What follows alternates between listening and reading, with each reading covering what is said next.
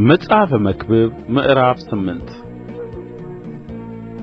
እንደ ጠቢብ የሆነ ሰው ማን ነው? ነገርንስ መተርጐም የሚያውቅ ማን ነው? የሰው ጥበብ ፊቱን ታበራለች፣ የፊቱንም ድፍረት ትለውጣለች። እኔ በእግዚአብሔር መሐላ ምክንያት የንጉሥን ትእዛዝ ጠብቅ እልሃለሁ። የወደደውን ሁሉ ያደርጋልና ከፊቱ ትወገድ ዘንድ አትቸኵል። ክፉንም በማድረግ አትጽና። የንጉሥ ቃል ኃይለኛ ነውና ይህንስ ለምን ታደርጋለህ? ማን ይለዋል? ትእዛዝን የሚጠብቅ ክፉን ነገር አያውቅም።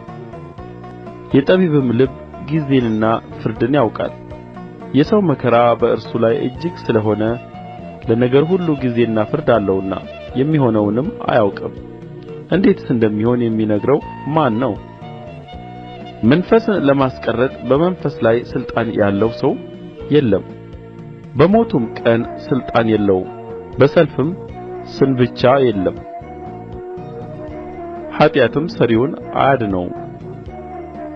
ይህን ሁሉ አየሁ፣ ከፀሐይም በታች ወደ ተደረገው ሥራ ሁሉ ልቤን ሰጠሁ። ሰው ሰውን ለመጕዳት ገዢ የሚሆንበት ጊዜ አለ። እንዲሁም ኀጥኣን ተቀብረው አየሁ፣ ወደ ዕረፍትም ገቡ። ነገር ግን ቅን አድራጊዎች ከቅድስት ስፍራ ወጡ፣ በከተማይቱም ውስጥ ተረሱ። ይህም ደግሞ ከንቱ ነው። በክፉ ሥራ ላይ ፈጥኖ ፍርድ አይፈርድምና፣ ስለዚህ በሰው ልጆች ውስጥ ልባቸው ክፉን ለመሥራት ጠነከረ። ኃጢአተኛ 100 ጊዜ ክፉን ቢሠራ ዘመኑም ረጅም ቢሆን እግዚአብሔርን ለሚፈሩት በፊቱም ለሚፈሩት ደኅንነት እንዲሆን አውቃለሁ። ለኀጥእ ግን ደኅንነት የለውም፣ በእግዚአብሔርም ፊት አይፈራምና ዘመኑ እንደ ጥላ አትረዝምም። በምድር የሚደረግ ከንቱ ነገር አለ፣ በኀጥኣን የሚደረገው ሥራ የሚደርስባቸው ጻድቃን አሉ። ለጻድቃንም የሚደረገው ሥራ የሚደርስላቸው ኀጥኣን አሉ። ይህም ደግሞ ከንቱ ነው አልሁ። ከሚበላውና ከሚጠጣው ደስም ከሚለው በቀር ለሰው ከፀሐይ በታች ሌላ መልካም ነገር የለውምና እኔ ደስታን አመሰገንሁ።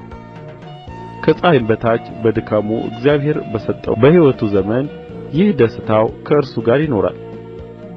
ጥበብን አውቅ ዘንድ በምድር የሚሆነውንም ድካም አይ ዘንድ ልቤን ሰጠሁ። በቀንና በሌሊት እንቅልፍን በዓይኑ የማያይ አለና ከፀሐይም በታች የተደረገውን ሥራ መርምሮ ያገኝ ዘንድ ለሰው እንዳይቻለው የእግዚአብሔርን ሥራ ሁሉ አየሁ።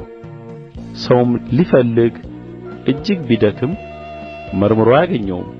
ደግሞ ጠቢብ ሰው ይህን አወቅሁ ቢል እርሱ ያገኘው ዘንድ አይችልም።